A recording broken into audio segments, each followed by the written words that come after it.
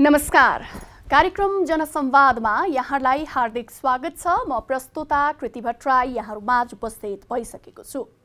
कार्यक्रममा समसामयिक सन्दर्भहरूलाई नै यहाँहरूमाझ हामी प्रस्तुत गर्ने गर्दछौँ र यो क्रममा विभिन्न राजनैतिक गतिविधिहरू त छँदै नै छन्। त्योबाट अलिकति हटेर हामी कोभिड-19 को सन्दर्भलाई लिएर नियमित रूपमा कार्यक्रम जनसंवाद मार्फत यसले प्रभाव पारेका विभिन्न पक्षको बारेमा चर्चा गर्दै आइरहेका छौँ र यो क्रममा आज पनि हामीले एउटा त्यस्तै पाटोलाई यहाँहरू समक्ष प्रस्तुत गर्न लागिरहेका छौँ। हामीलाई थाहा छ कोभिड-19 महामारीका कारण विश्व अर्थतन्त्रमा निकै नै प्रभाव पार्यो। यसले नेपालमा पनि विभिन्न क्षेत्र, पेशा, व्यवसाय गर्दै आइरहेकाहरूलाई निकै मर्कामा पार्यो। अझ विशेष ती क्षेत्रहरूको लागि र आफू स्वयं कुनै पनि व्यवसाय पेशामा संलग्न रहेकाहरूमध्ये धेरैले आफ्नो पेशा गुमाउनु पर्ने अवस्था रह्यो। व्यवसायमा रहेकाहरूले पनि कहीँ कतैबाट भर्तेक नपाउँदाको स्थितिमा निकै नै अप्ठ्यारो स्थिति र आर्थिक सङ्कटको चरम बिन्दुमा पुग्नुपर्ने अवस्था आयो। त्यस्तै एउटा समस्या मध्येको एउटा प्रमुख क्षेत्र अथवा पेशा व्यवसायको कुरा गर्दा सौन्दर्य कला व्यवसाय पनि यो कोभिड-19 को मारमा धरापमा परेको व्यवसाय हो भन्दा फरक नपर्ला। सौन्दर्य कला अर्थात् हामी ब्युटिसियन व्यवसाय भनेर भन्छौँ, ब्युटी पार्लरहरूको कुरा गर्छौँ र त्योसँग जोडिएका अन्य थुप्रै आफ्नो पेशा व्यवसाय गर्दै आइरहेका महिलालाई विशेष गरी कोभिड-19 को महामारीले निकै सङ्कटमा पुर्यायो र ब्युटी पार्लरको कुरा गर्दा अथवा सौन्दर्य कला व्यवसायको कुरा गर्ने हो भने धेरैजसो महिलाहरूले आफू आत्मनिर्भर बन्नको लागि यो पेशा चुनेका हुन्छन्, यो व्यवसाय अँगालेका हुन्छन्। थोरैदेखि धेरै लगानीसम्म यो व्यवसायमा आफूलाई स्थापित गराउन सङ्घर्ष गरेका हुन्छन्। तर कोभिड-19 को महामारीले यो व्यवसायलाई सबैभन्दा बढी सङ्कटमा पारेको दाबी व्यवसायीहरूको छ। यसैसँग सन्दर्भित रहेर यसले कस्तो प्रभाव पार्यो र आत्मनिर्भर बन्न अघि कम्मर कसेका महिलाहरूलाई अझ कति पछाडि पुर्यायो, के गर्यो सरकारले त्यसका लागि महिलाका नाममा थुप्रै कार्यक्रमहरू हुने गर्दछन्। यो क्षेत्र अथवा सौन्दर्य कला व्यवसायमा भने यहाँ संलग्न महिलाहरूको लागि केही योजना, केही प्याकेज उद्योग व्यवसायी सङ्घ, घरेलु उद्योग सङ्घ, सरकार लगायत कहीँ कतैबाट सहयोगको अवस्था रह्यो रहेन, यो तमाम सन्दर्भमा आज हामी चर्चा गर्न लागिरहेका छौँ। यसको लागि मसँग आज हुनुहुन्छ सौन्दर्य कला व्यवसायी सङ्घ ललितपुरकी उपाध्यक्ष सीता अर्याल। स्वागत छ सीताजी यहाँलाई। नमस्ते, धेरै धेरै धन्यवाद कृतिजी। हजुर, मैले अलिकति पृष्ठभूमिमा नै भनिसकेँ होइन। यो सौन्दर्य कला व्यवसायी भन्ने बित्तिकै हामी के बुझ्छौँ भने नेपालको सन्दर्भमा धेरैजसो महिलाहरूले आत्मनिर्भर बन्नको लागि रोजेको व्यवसाय। कति छन् अहिले यो यहाँ यस्ता महिलाहरू, के छ? हजुर, यो एकदमै ठिक भन्नुभयो। सौन्दर्य व्यवसाय एकदमै हामी आत्मनिर्भरताको लागि मेन त स्पेसल त महिलाहरूको लागि, महिलाहरूले रोजेको यो व्यवसाय हो। यसमा अहिले हाम्रो एकिन गणना नभए पनि अनुमानित रूपमा हाम्रो नेपालभरि 4 लाख ब्युटिसियनहरू हुनुहुन्छ। 4 लाख सौन्दर्य व्यवसायीहरू यसमा संलग्न हुनुहुन्छ, जसमा उपत्यकामा मात्रै हाम्रो 1 लाखभन्दा बढी सौन्दर्य व्यवसायी हुनुहुन्छ। र यसमा संलग्न अब हरेक पार्लरमा 1 देखि 10 जना 15 जनासम्म स्टाफहरू हुनुहुन्छ। त्यसको अनुमानित गर्दा उपत्यकामा मात्रै हाम्रो 2 लाखभन्दा बढी यसमा श्रम बगाइरहनु भएको छ। स्टाफहरू जुन स्टाफहरू हुनुहुन्छ यसमा श्रम बगाइरहने जुन हाम्रो स्टाफहरू हुनुहुन्छ र हाम्रो व्यवसायीहरू हुनुहुन्छ, त्यसमा हाम्रो उपत्यकामै 2-3 लाख जना हुनुहुन्छ। भनेपछि नेपालभरि 4 लाख, हजुर हैन? हजुर। र योबाट आफै व्यवसायिक रूपमा स्थापित भएका मात्रै उपत्यकामा नै हेर्ने हो भनेदेखि पनि तपाईँले भन्नुभयो 1 लाख। हजुर, संलग्न र यसमा आधारित भएर आफ्नो जीवन चलाइरहेका। हजुर।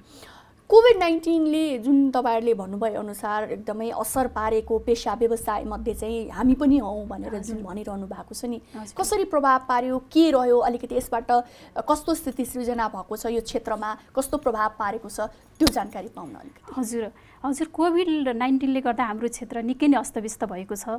जुन 2076 चैत 11 गतेदेखि हाम्रो राष्ट्रिय स्तरमा एउटा सरकारबाट एउटा बन्दको लकडाउनको घोषणा भयो। त्यस पछाडि लगत्तै हाम्रो पार्लरहरू बन्द भए। लगत्तै बन्द भएपछि अब हामी पनि अब यो हामीलाई मात्रै होइन विश्वलाई परेको यो समस्या थियो।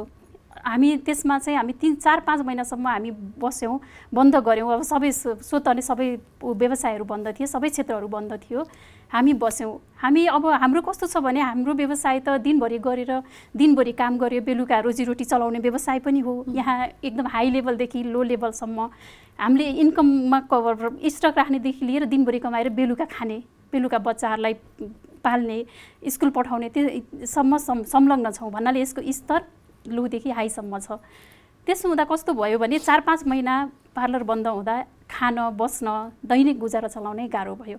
अब सरकारबाट हाम्रो व्यवसायलाई चाहिँ पुरै टोटली बन्द भन्ने ऊ भयो। जुन खोलियो 3 महिनापछि पनि त्यो उसमा खोलियो सरकारबाट, त्यसमा पनि हाम्रो त धेरै नै पछिल्लोमा थियो। त्यो पछि पनि हामी फेरि पनि हाम्रो जुन 3 महिनापछि फेरि हल्का त्यो सरकारबाट एउटा कार्यतालिका आयो, त्यसमा पनि हाम्रो पार्लर परेन। सन्दर्भ व्यवसाय नखोल्ने भनेपछि अर्को महिना चाहिँ हामी फेरि सरकारसँग गुहार्यौँ, किनभने अब हुन त हो यो सरकारलाई अप्ठ्यारो परेको पनि छ। अनि फेरि हाम्रो व्यवसाय अलिकति सेन्सिटिभ पनि छ, किनभने यो डाइरेक्ट सोसल डिस्टेन्स राखेर काम गर्न पनि मिल्दैन होइन। त्यसो हुँदा हामीले विचार त पुर्याउनु पर्यो, तर यसरी पुरै बन्द हुँदाखेरि हाम्रो व्यवसायलाई धेरै नै असर पर्यो। लोप हुन थाल्यो। कति पार्लरहरू कति छोडी नै सक्नुभयो, कतिलाई निकै गाह्रो भयो, कतिजना महिलाहरू डिप्रेसनमा जानुभयो, कति घर परिवार चलाउन नसकेर आत्महत्याका घटनाहरू पनि भए होइन। अब यो हाम्रो संस्थाबाट सम्झाउने काम पनि भयो र कतिलाई अब बचाउने काम पनि भएको छ। त्यसो हुँदा हामीले सरकारसँग गुहार्यौँ। जुन सरकारको पछि CMCको एउटा गठन भएको थियो, त्यति बेला हामी यो सौन्दर्यकला व्यवसाय सङ्घ नेपालबाट हाम्रो अध्यक्ष हुनुहुन्छ कमला श्रेष्ठज्यू, उहाँको अध्यक्षतामा हामी सम्पूर्ण जिल्लाबाट हामी आफ्नो ठाउँमा जुन स्थानीय निकाय हुन्छ, जुन सरकारमा हुन्छ त्यहाँ पनि पुग्यौँ र हाम्रो यहाँबाट कमला म्याम लगायत हाम्रो टोली उपत्यकाबाट चाहिँ हामी सरकार मन्त्रालयमा पुग्यौँ र हाम्रो समस्याहरू राख्यौँ, ढकढक्याउँ उहाँहरूलाई। ठिकै छ, हामी सोसल डिस्टेन्स राखेर जे गर्नु मिल्छ होइन, हामी स्वास्थ्यका यी सबै उपायहरू अपनाएर हामी यो व्यवसाय खोल्छौँ भनेर उहाँहरूसँग गुहार्यौँ पनि। अनि त्यसपछि पनि हाम्रो व्यवसायमा खासै नजरअन्दाज भएन सरकारबाट। त्यस पछाडि हामी फेरि आन्दोलनमै उत्रियौँ र आन्दोलन गऱ्यौँ। हामी हामी माइती घरमा सबै व्यवसायहरू मिलेर उपत्यकाको माइती घरमा गऱ्यौँ भने जिल्लामा नेपालभरि 77 जिल्लामा हाम्रो सबै प्रदेशहरूमा चाहिँ यसको आन्दोलन भयो। त्यस पछाडि सरकारबाट अब अलिकति मिलाएर हुन्छ नि, आफूलाई अलिकति जोगाएर आफूलाई सबै स्वास्थ्यका सबै उयोहरू प्रयोग गरेर तपाईँहरू चाहिँ खोल्न सक्नुहुन्छ। अलिकति थोरै लचिलो कुरा मात्रै भएर हामीले त्यस पछाडि हामीले पार्लर खोल्यौँ पनि अहिलेसम्म पनि पार्लरको त्यो अवस्था पहिला जस्तो छैन, बिग्रिँदै गएको छ, धाराशायी भयो। एकदमै यो व्यवसाय एकदमै धाराशायी भइराखेको छ र सरकारबाट पनि कुनै खासै हामीलाई आश्वासन छैन। भनेपछि जस्तो अब खोल्दा पनि त यहाँ त कस्तो देखियो भने समस्या, किनभने यो सिधै स्वास्थ्यसँग पनि सन्दर्भित भयो होइन र एकदम निकटबाट नै सेवा पुर्याउनु पर्ने सोसियल डिस्टेन्सिङको कुरा त हुनै सक्दैन यसमा। त्यो हुँदाखेरि त सरकारले इजाजत दिए पनि तपाईहरुकोमा आउने उपभोक्ताहरू जो तपाईहरुको सेवा लिनुहुन्छ उहाँहरुमा विश्वास दिलाउनको लागि चाहिँ कस्तो किसिमका प्रयासहरू तपाईहरुले आफ्नो तर्फबाट गर्नुभयो कि गर्नु भएन, किन त्यो मुख्य कुरा हो नि त।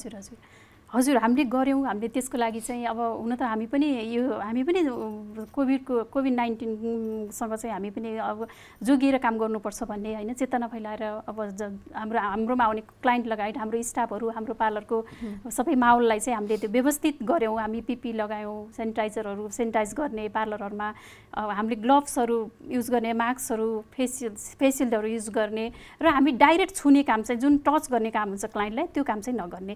अब अरु हाम्रो हेयरको कामहरू छ कति हैन, हामी अलिकति मिलाएर त्यो गर्न सक्छौं र हामीसँग भएको सामानहरू हामीले होम केयरको लागि उहाँलाई दिन सक्छौं, प्रोभाइड गराउन सक्छौं हैन। त्यसको लागि चाहिँ हामीले त्यो तरिकाले हामीले काम गर्न खोजेको हो, जुन अलिकति हामी कोभिडसँग जोगिएर हैन, कोभिडको हामी नियन्त्रणमै राखेर हामी सोशल डिस्टेन्सलाई अलिकति जति सक्छौं हामी मेन्टेन्स गरेर अनि हामी स्वास्थ्यका सब मापदण्डहरू प्रयोग गरेर हामीले गर्यौं र हाम्रो क्लाइन्टहरू पनि विश्वास मान्नुभयो र आउनुभयो। भनेपछि त्यो किनभने यो व्यवसाय भनेको त अब उपभोक्तालाई तपाईहरुले कति विश्वास दिलाउन सक्नुहुन्छ भन्ने कुरा पनि होला हैन, किनभने यो त हरेकको आफ्नो किसिमको एउटा कन्ट्याक्ट हुन्छ, आफ्नै किसिमको चाहिँ उपभोक्ताहरू हरेकको आफ्नो आफ्नो हुन्छ हैन, सायद त्यसैले नै टिकेका छन् यतिका धेरै पार्लरहरू पनि। अब यो कुराहरू गरिरहँदाखेरि नि अब जहाँ समस्या हुन्छ त्यहाँ चाहिँ नयाँ आविष्कार पनि हुन्छ भने जस्तै गरेर घर पार्लर भन्ने कुराहरू पनि अहिले चाहिँ आयो, जुन योभन्दा अगाडि खासै त्यस्तो नेपालमा चलिसकेको थिएन हैन। अहिले हामी देख्छौँ घर घरमै आएर चाहिएका सुविधाहरू हामी पुर्याउँछौँ भन्ने किसिमका कुराहरू पनि आइरहेको छ। यो त एउटा नयाँ किसिमको सुरुवातको लागि पनि मौका त दियो नि यो समस्याले हैन। यसलाई कसरी लिनु भएको छ तपाईहरुले? हजुर हो, यो हरेक कुराको राम्रो र नराम्रो पक्ष हुन्छ भने जस्तै कोभिड पछि हामी धेरै सचेतना हामीमा धेरै आएको पनि छ।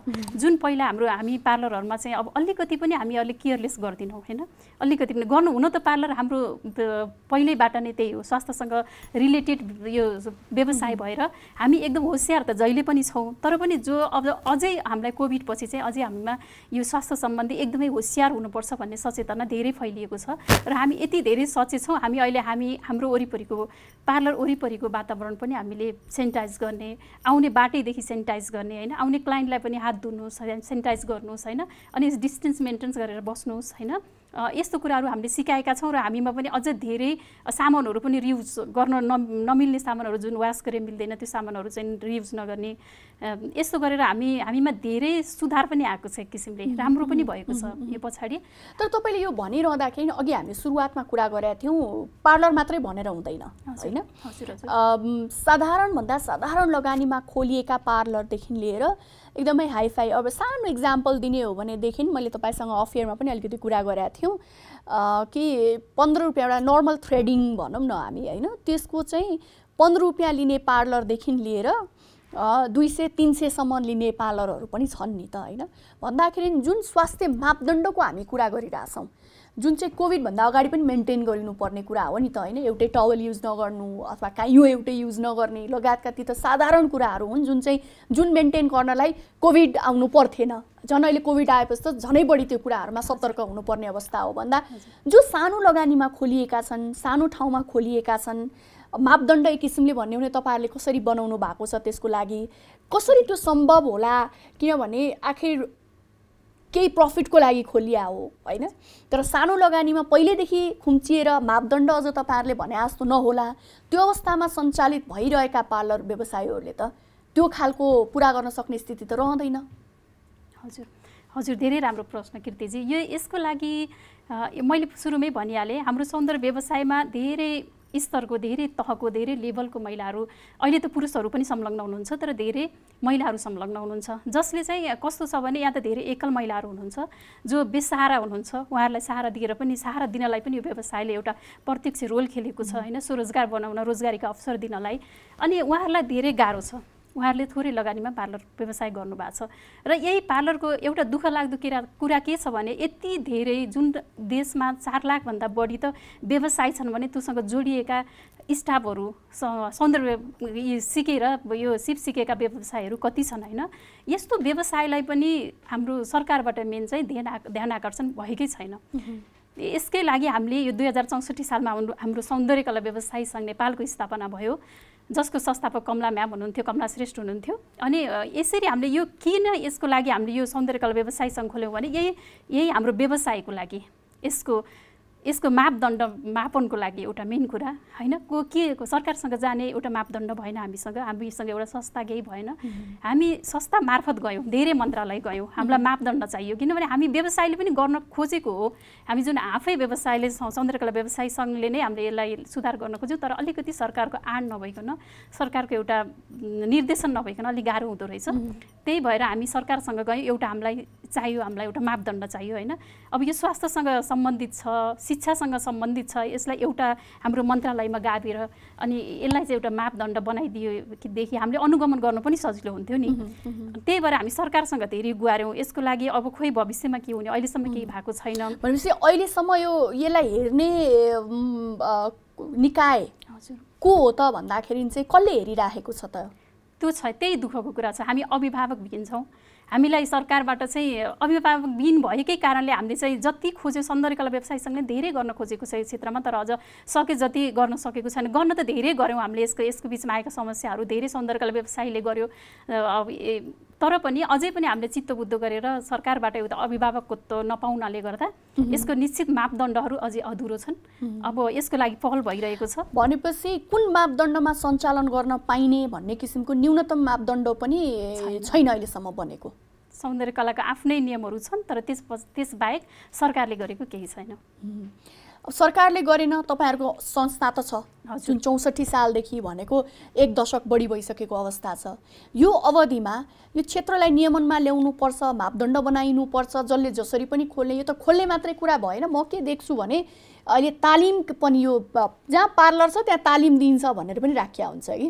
अब त्यो पनि कति गुणस्तरीय होला, किनभने यो भनेको बाहिर जानको लागि पनि मान्छेले केही सिकाउन भनेर यदि महिलाहरू कोही बाहिर जान चाहन्छन् भने रोजाइमा पर्ने मध्ये एउटा यो पनि हो मलाई थाहा भएसम्म। भन्दाखेरि त्यो मापदण्ड कतिको हुन्छ, के हुन्छ भन्ने कुराहरू पनि यो त केही पनि देखिएन होइन नियमन निकाय त। हजुर हजुर, त्यही भएर हामी अब त्यसको लागि पहल गरिरहेछौँ। सौन्दर्यकला व्यवसाय सङ्घले अब अरू धेरै संस्थाहरूसँग मिलेर मन्त्रालयमा गएर होइन महिला विकास संस्थाहरूसँग पनि मिलेर पहल गरिराखेको छ। यसको अब यही अहिले पनि हुनेवाला थियो अलि अगाडि होइन, यो पहिला जुन हाम्रो अलिकति अगाडि नै हामीले धेरै मन्त्रालय गएका थियौँ। तत्कालीन त्यति बेला सम्मानीय माननीय ज्यूहरूबाट हामीलाई आश्वासन पनि मिलेको छ। ठिक छ, अब हामी छिटै नै यसलाई चाहिँ हामी एउटा उसमा ल्याउँछौँ, एउटा क्राइटेरिया बनाएर सौन्दर्यकला व्यवसाय सङ्घलाई अथवा सौन्दर्य व्यवसायलाई एउटा व्यवस्थित रूपमा अगाडि लैजानुपर्छ भन्ने आश्वासन चाहिँ मिलेको छ। तर अहिलेसम्म पहल भएको छैन र हामी संस्थाले चाहिँ गरिरहेकै छौँ। हामीले धेरै राम्रो सुधार गरिसक्यौँ यसलाई। जस्तो चाहिँ अब सुधारमा चाहिँ कस्तो थियो भने समस्याहरू जति थिए व्यवसायहरूका भ्याटको थियो होइन, हाम्रो कमला म्याम मार्फत त्यो भ्याट जुन अब अहिले हाम्रो यस्तो व्यवसाय छन् कि अब दिनभरि कमाएर दिनमा 100 रुपियाँ 200 रुपियाँमा पनि कमाउने इन्कम हुने पनि छ, किनभने त्यो त्यही अनुसारको छ नि उहाँहरूको जुन सानो पनि छ। अब त्यस्तो व्यवसायलाई भ्याट लगाएर अब कसरी चलाउने होइन व्यवसाय। अनि अब जुन सरकारको आँखामा त अब अलिकति ठुल्ठुलो स्ट्यान्डर्ड पार्लर 2-4वटा पार्लरहरूको मात्रै आँखामा गयो होला। अनि यस्तो व्यवसायहरू पनि छन्। अहिले अब यो भ्याट पनि हामीले हुन्छ नि, अब व्यवसायहरूले धान्न सक्दैनन्। भ्याटको सिस्टम लागू भयो भने त करोडौँ पलायन हुने नै थिए, लाखौँ पलायन हुने नै थिए होइन यसमा। अनि त्यो पनि एउटा हामीले उ गऱ्यौँ।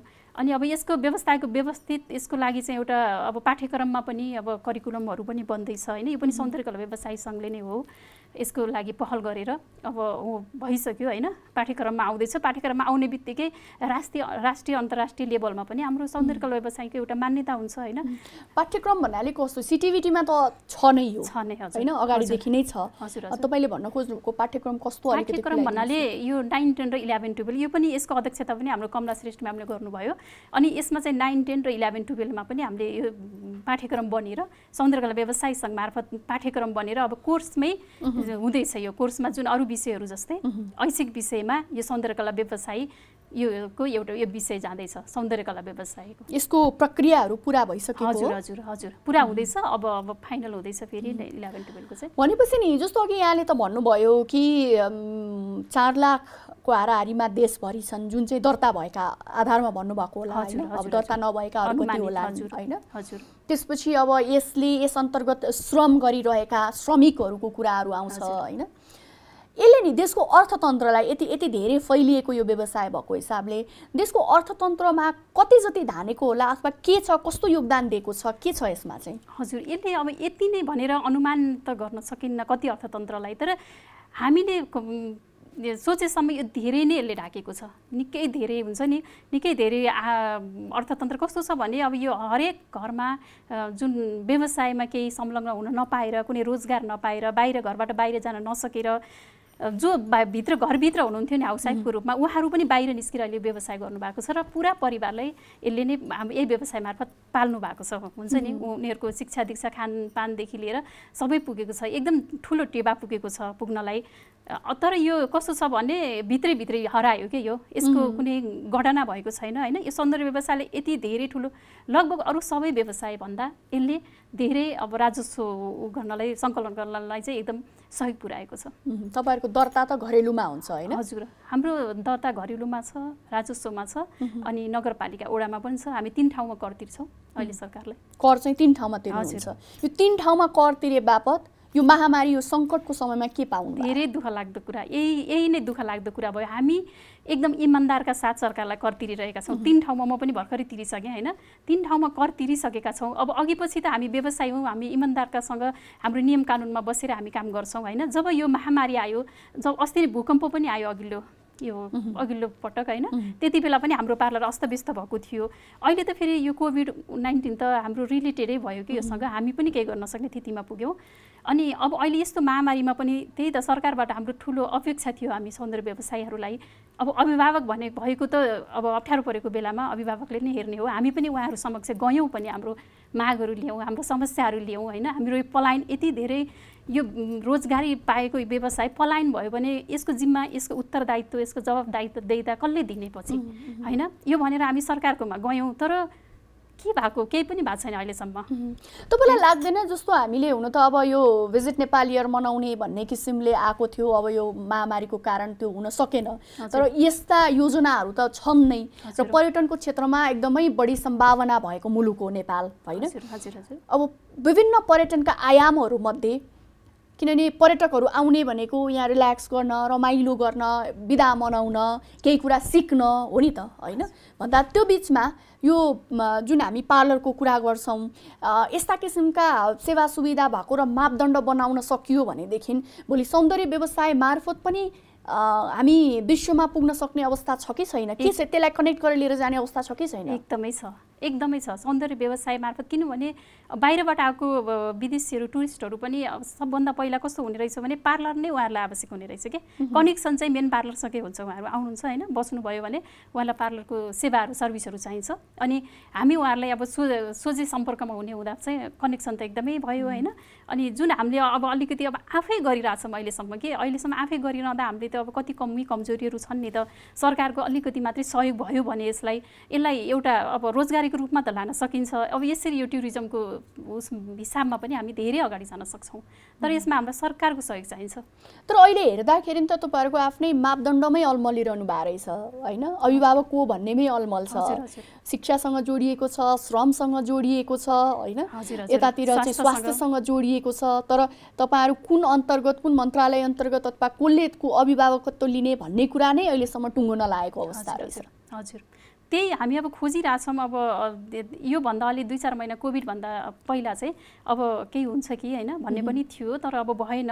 अब फेरि पनि हामी जाँदैछौँ। हामी अब जान त जान्छौँ न सौन्दर्यकला व्यवसाय सङ्घ, यसकै लागि नै लागिरहेछ हैन। जान्छौँ। अब भविष्यमा चाहिँ छिट्टै हुन्छ होला, यसको अभिभावक हामी छिट्टै पाउँछौँ होला। मलाई यसो भनिदिनुस् न, जस्तो मलाई जहाँसम्म थाहा छ थुप्रै सङ्घ संस्थाहरूले विशेष गरी महिला सशक्तिकरणमा काम गरिरहेका INGO, NGO लगायत थुप्रै सङ्घ संस्थाहरू र मन्त्रालय स्वयं महिला मन्त्रालयका पनि कार्यक्रमहरू मलाई थाहा छ, जसले चाहिँ महिलालाई सशक्त बनाउने, आर्थिक रूपले सशक्त बनाउने, स्वरोजगार बनाउने अभियानका क्रममा पार्लर ट्रेनिङ दिएर उनीहरूलाई चाहिँ सहयोग गरेको हुन्छ।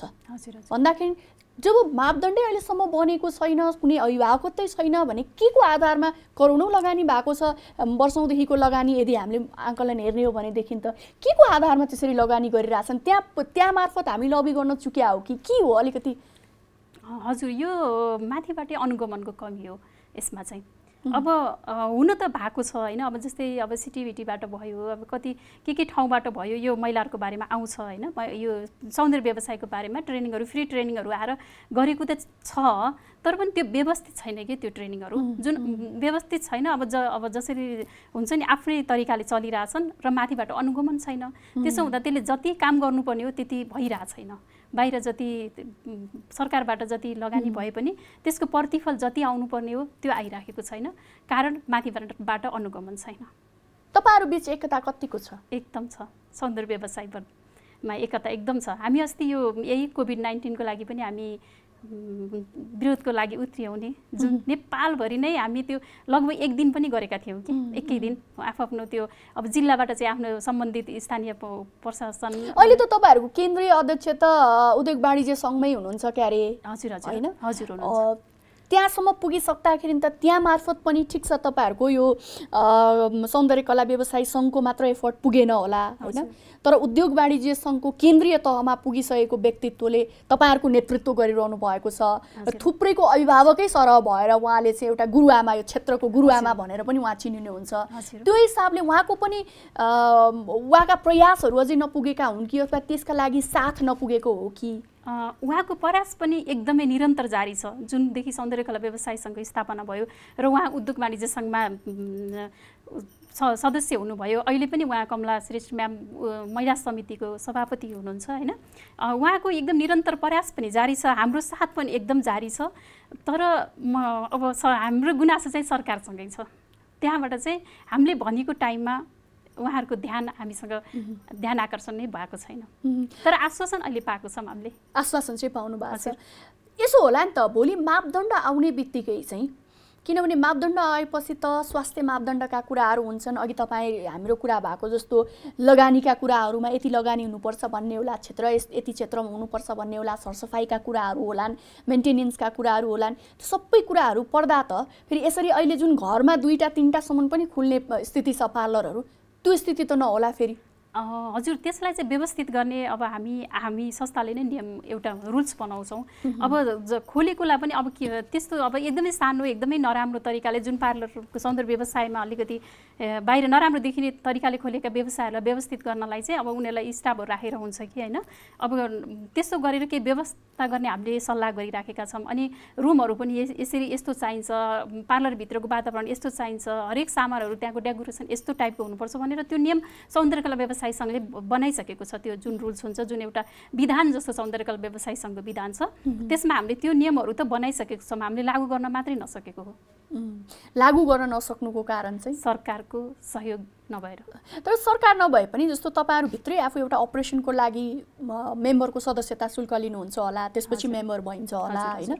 त्यो हुँदाखेरि त्यो हिसाबले त अहिलेसम्मको अभिभावक त सौन्दर्य कला व्यवसायी सङ्घ आफै हो नि त, अरूको लागि त होइन भन्दा त्यो हिसाबले त्यो अभिभावकत्व चाहिँ निभाउन नसके हो कि त्यो हकले पनि त अनुगमन गर्ने मापदण्ड पुगेको छ कि छैन हेर्न सकिन्थ्यो होला नि त। हजुर, त्यसको लागि हामी गएको छौँ, पार्लरहरू गएको छौँ। अनि गएर भन्दाखेरि उहाँहरूकै समस्या जुन हुन्छ नि, पार्लरहरूकै समस्या बोकेर अलिकति हामीसँग पनि अब धेरै आर्थिक उसको लगानी हामीसँग संस्थाभित्र अलिकति हामीले सबैलाई सहयोग गर्ने स्थितिमा छैनौँ।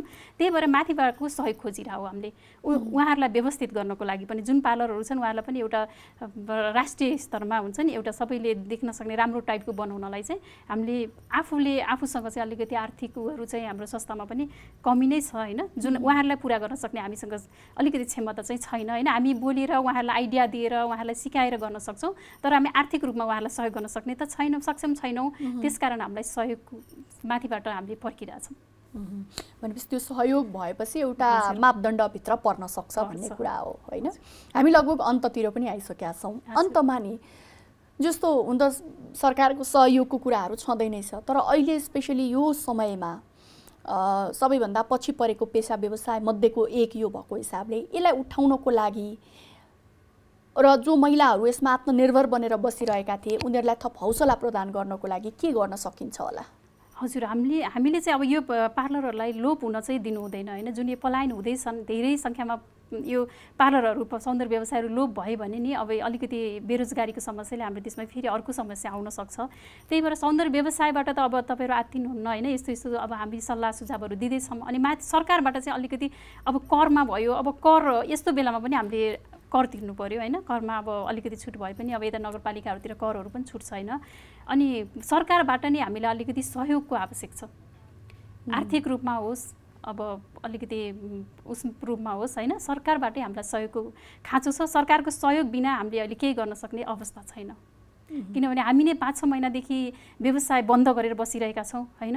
अब कतिजना त बल्ल बल्ल चलिरहेछौँ, कतिजना चल्नै नसक्ने अवस्थामा हुनुहुन्छ, कतिजना छोडिसक्नु भयो व्यवसाय होइन। भोलि त्यो यत्रो सिङ्गो यत्रो यो जनमानस छ नि एउटा जुन यो व्यवसायमा संलग्न, उनीहरूलाई कसले धान्ने त्यो चाहिँ अलिकति समस्याको कुरा छ। यो बेलेमा सरकारबाट र सम्बन्धित निकायहरूबाट यसको बारेमा अलिकति चासो लिनुपर्ने हामीले एकदमै आवश्यक सम्झिएका छौँ। धेरै धेरै धन्यवाद सीताजी यहाँलाई हामीसँग यो आफ्ना कुराहरू पनि राखिदिनु भयो र नबुझिएका धेरै कुराहरू सायद हामीले बुझ्ने कोसिस गऱ्यौँ तपाईँसँग कुराकानी गरेर।